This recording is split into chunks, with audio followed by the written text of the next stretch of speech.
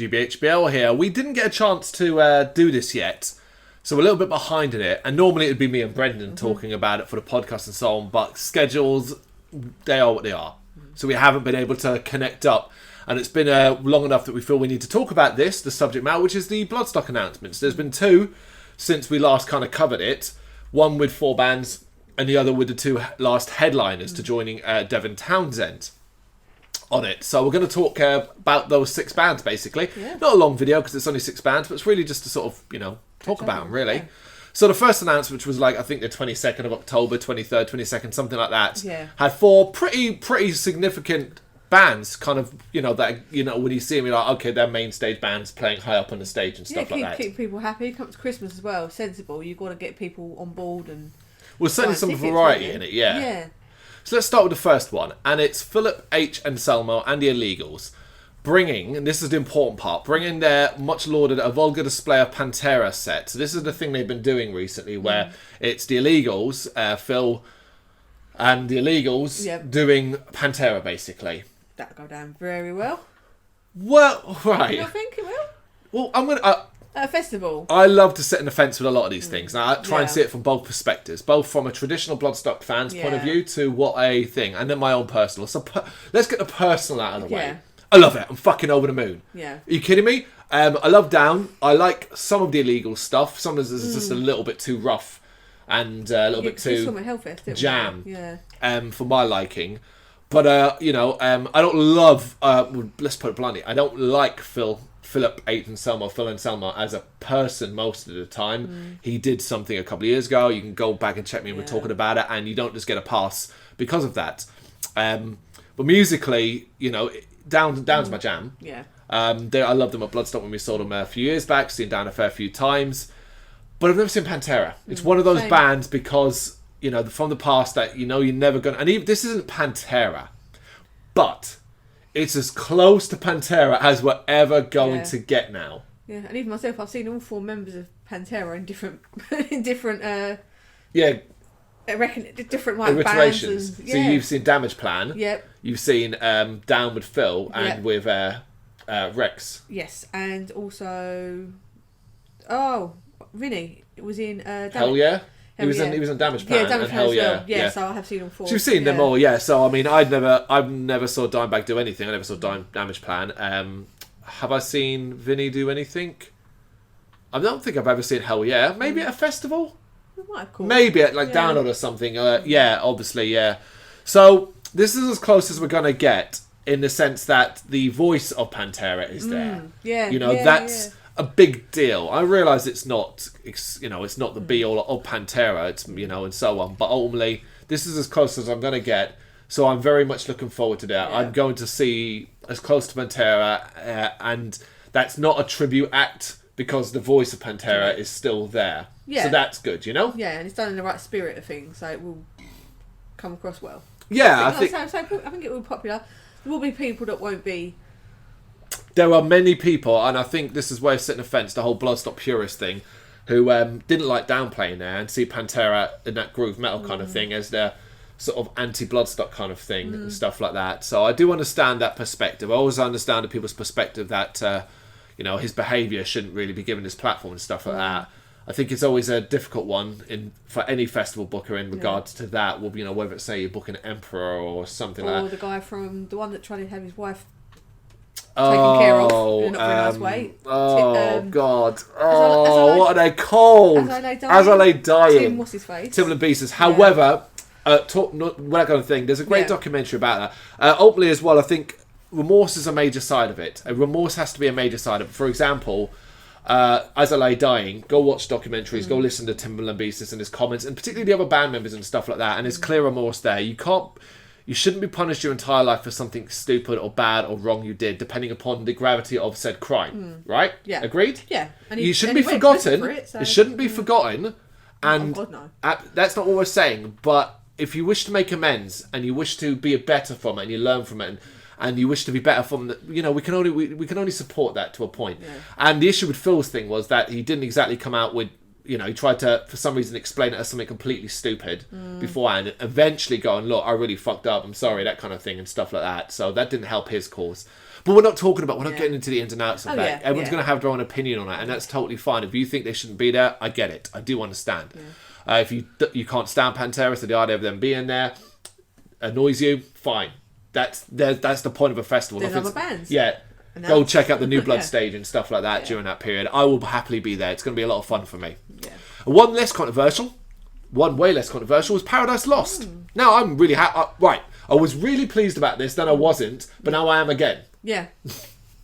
So hear me out. Love Paradise Lost. I think they're a wonderful band to watch in short spurts. Yeah. But here's the thing. I'm a big fan of Paradise Lost because of Greg McIntosh more than anything else. Now, Greg McIntosh, if you don't know, is obviously in Paradise Lost. It's his major band. But obviously he was he's had his own bands in Valenfire. And now Strigoi, who are going to be having their new album out on the 22nd of November, their debut album. I can tell you right now, it's a banger.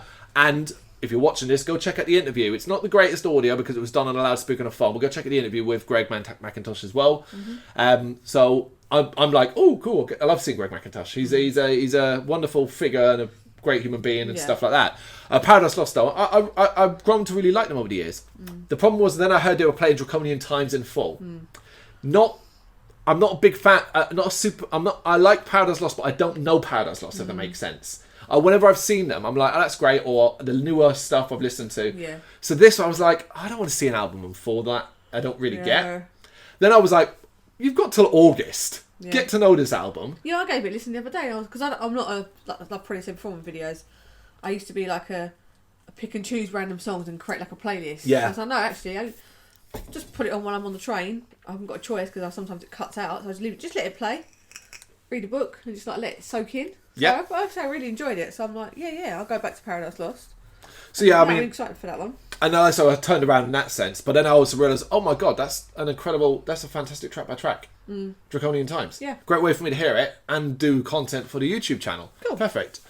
So yeah, I'm looking forward to Paradise Lost, provided I love the album. It turns out I'm like, this is shit, then that's a miss. But I don't think you would, because they don't tend to pick albums that don't mean a lot to them. It was released in 1995, and I believe it is their significant game-changing album. Yeah. So there's a reason there, straight off. So. It is a bit weird that... No, it would be 25 years. I was thinking it'll be 25 years since Draconian Times then. So obviously that's that. So that's like okay. Celebration thing for it. Cool. Third band, Life of Agony. Yes! I'm happy with this. Happier recently than I would have been if this was announced. This had been announced 3 months ago, or maybe less than that, a month and a half ago. I probably wouldn't have been that excited. Having then heard the new album... Having done a great interview, I must say, with Joey from the band. Wonderful guy. Just loved talking to him. Go check that out on the channel.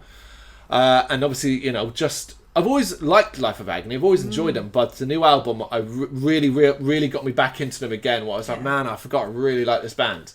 Yeah, because I listened to the new album. When I heard they were playing, I went back. And I was like, oh, yeah. That sounds like some things like Lost at 22 and hearing like Weeds and stuff. Oh, it's going to be so good. It is. So excited. It is. I think they'll do very good at Bloodstock. I think they're different enough and unique enough. Yeah. They'll stand out. I think it's a great get and a great announcement. Because I can't remember if I've seen them live. I don't think so. I don't think I have. I don't think so. If we did, it was very, very early on. It was very not early on in Life and Agony's career, but I mean early on. Probably like like mid 2000s. That would have been at that time. Maybe not the wrong show. Would have to check out Gig Tickets book. But I do vaguely remember seeing them, and I do vaguely remember seeing them pre-transition. Yeah, that's where I'm like, okay, that does ring a bell. Yeah. So, but I don't know. Yeah, but yeah, either way, very, very excited. Wonderful band. Great music. Great vocalist in Mina. Yeah. So much fun. Awesome. And then we get the fourth one, and it's a legendary thrash band that we should all know because they're cited as influences for the likes of Megadeth and Metallica and so on. And it's Diamond Head. Yeah. Gotta be straight up. Don't care. See. Yeah, compared to the others, it's like they've got their space in like metal history and stuff like that. Yeah, it's just but there's no real. I've got no. Draw there. I'm not really a fan, to be honest. That's the straight of it, I know Diamond Head songs. I've seen Diamond Head live. I saw Diamond Head do the whole Big Four thing with at Sonosphere where they did Am I Evil with all different band members and stuff. So I've seen like that, and I now realise like they've got more than just that fucking song. Yeah. But it's one of those. It's to me, Diamond Head are the Europe of thrash metal. Yeah. Play that song, They'll have their diehards. Absolutely. And on a Sunday, it makes perfect sense on a Sunday because that tends to be that kind of day I feel for it. Do you not think? No. On a Sunday. I don't know. More established sort of thrash band on a Sunday. Yeah, I think it fits on a Sunday, but that's just me. All the bands last year all kind of fit that. There was like like Demi Borger before they pulled out with Patushka. No, yeah, but that wasn't on the main stage, was it? Nightwish had previously played on a Sunday. Yes, but there was a band. Last year there was like the mega group, the super group last year that played. Oh, I know I'm right. So I think I don't think. But anyway, not for us. You're thinking like the Blood download thing where it's like people there's a classic rock Sunday and stuff like that. More the Friday for it. But anyway, off of that. Not for us. So it's kind of like if there's nothing else on, I'll probably watch a bit of Diamond Head, but I'll also probably use that time to be doing interviews, hopefully, or getting a drink and stuff like that. Yeah. It's not that I think they're a bad band. It's just that I don't really care for them. Yeah, simple as that. Yeah. Right, then we get to the two headliners that were announced quite recently. The ones that joined Devin Townsend, who is an incredible headliner. Although we'll use this opportunity, even though we've talked about Devin in the past and stuff like that, we'll use this opportunity to say, man, oh man, if you're one of those like, I hope he just does Strapping Young Lad, get in the bin, have a word with yourself. Strapping Young Lad is significant. Yeah, it's a significant band and so on, but Devin Townsend's stuff after that, from the Devin Townsend project to recent times, is incredible. Yeah. Just give us a wonderful best of, which it will be, and throw in the Mighty Masturbator if you want, Devin, for me. All 18 minutes of it. Spirits will collide with a full choir for me. That'd be amazing. Yeah. Well, see, I'm just really thinking of like it's going to be fantastic. It's going to be fantastic. Yeah. The other two headliners as well. It's surprising. Some make sense. It's not. There's nothing wrong with them basically. Yeah. So the two headliners are Behemoth and Judas Priest. Ooh. So let's do Behemoth first. Yeah. So this is Behemoth's being given a headline opportunity. Like last year, there were two bands in Sabaton and Parkway Drive. This year, there were two again in Devon and Behemoth. Mm-hmm. It makes sense. The Behemoth at a festival, we've seen them a number of times, were slowly climbing. Last time they played, I think, special guests where they did The Satanist in full. Yeah. So this does make sense that when they come back, particularly with the success of I Loved You at Your Darkest, being pretty successful and, not even that polarising really, just different opinion takes on it and stuff like that. It makes sense. We're going to say... No, because we didn't see Behemoth on this sort of like the last album tour. This latest one we haven't. No, because I think we said we had sort of like issues. Bad experiences at Behemoth gigs. Just like, well, no, rather not enjoy seeing the band. Yeah. So this would be quite cool for us actually than seeing new stuff played. I caught a bit of them at Download, but I didn't get appreciated enough or a good enough slot for me. So I was like, yeah, I enjoyed them because obviously it's Behemoth. Of course, I'm going to enjoy watching them. Yeah. But their own thing, Bloodstock's going to be pretty special. So, I'm kind of not on the fence about this one. I'm not super stoked about it. But that's only because I've seen them a lot. That's more of that I've seen these guys a lot, so I'm kind of not really excited. Even like I'm not massively excited to hear the new stuff. I was one of those who didn't love the new album. Liked it, didn't love it. Whereas, that kind of... Satanist is my jam. I Loved You at Your Darkest is a great album, but not like I don't love it. Not in the sense where with the Satanist I was listening to for ages afterwards. I haven't really listened to I Loved You at Your Darkest since. Yeah. However, when I stopped to think about it, I was like, yeah, but this is a headline slot. This could be Behemoth's Gojira moment. Yeah. Bring it all. Bring everything you've got. Yeah. Just absolutely make it so that you will never forget this show. Go, yeah, you're not like people just kind of go meh after Parkway Drive. People are like, yeah, like they face a lot of flack for it. Same with Behemoth. I feel I've done people that sort of look as like sort of is it a black metal light kind of not more commercially. I don't know. Nowadays, maybe more. Yeah. But yeah, I'm really. So I'd rather see them as a headliner than like another special guest. Absolutely. That just means you have to kind of push a little bit further. And it's like, so that will be different. Even as a Behemoth fan, that should be something different. It will be different, yeah. So, yeah. It could be spectacular. That's what I'm hoping for. Spectacular. Yeah. So, on that front, I'm excited because I'm hoping for something spectacular. Yeah. Okay, and Judas Priest. So, right, let's get this off the bat straight away. I agree with all of you who say it's too soon. I do. I agree. Yeah. So by the time 2020 comes around, it'll have been 2 years since they last played. And that was after a very long period of them being asked. I 100% agree with you. I understand exactly where they're coming from. Yeah. It is.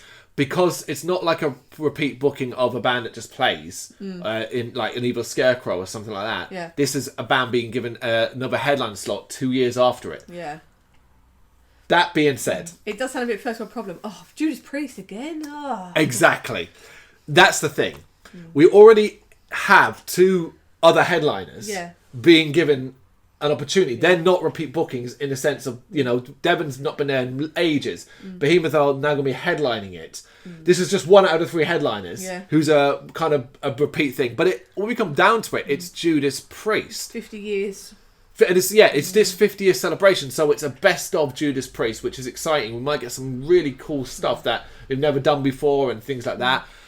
And I love Judas Priest. So for me, I'm very happy with this. I understand if you don't like him, but then the idea is you're not going to love everything that's there. And I realised at the time the headliners, there's nothing else really to see. But that's fine. It's you just relax, see, watch a bit, chill, stuff like that. I think I'm really happy with it. I didn't expect it. Very unexpected. And, it's, you don't have to read comments and things like that. People going, oh, you missed a trick with Merciful Fate. And other people started to point out stuff that I started to think, well, actually, I'm Merciful Fate big enough to headline. People are like, oh, well, they headlined 5 years ago and stuff like that. And 5 years is a long time. And things have changed in Bloodstock's world in that sense. What's was a headliner then is what's a headliner now is very, very different. I think it would change the energy as well for a lot of people on the Sunday. Because I know, people say, oh, why'd you go home early? Why'd you go home on a Sunday? It's like, well, we'll see some of the headliner and then... bit more flexibility of us sort of heading home and stuff. Yeah. But this year it's like, okay, we've got Judas Priest. Same like with Slayer. It's like, oh, we've got Slayer at the end of the weekend. So I quite like the idea of that, Yeah, I'm very happy with it. To me, it's a good announcement. It makes sense, and it's a good announcement in the sense that I really like. For me, I love Judas Priest. I will happily see Judas Priest. I love Rob Halford. I'm happy they're there. But I do understand people's complaints. I do get it. But ultimately, as well, this is all part of a lineup that's looking pretty strong at the moment. And there's probably, I can't count, but I think there's only something like 12, 13 bands. And the Melt to the Master stuff's about to start kicking off. Yeah, that's really exciting. Don't forget, you're going to have piles of bands on the Sophie stage, piles of bands on the New Blood stage, piles of bands on the Jaeger stage, and whatever else is obviously added to the main stage.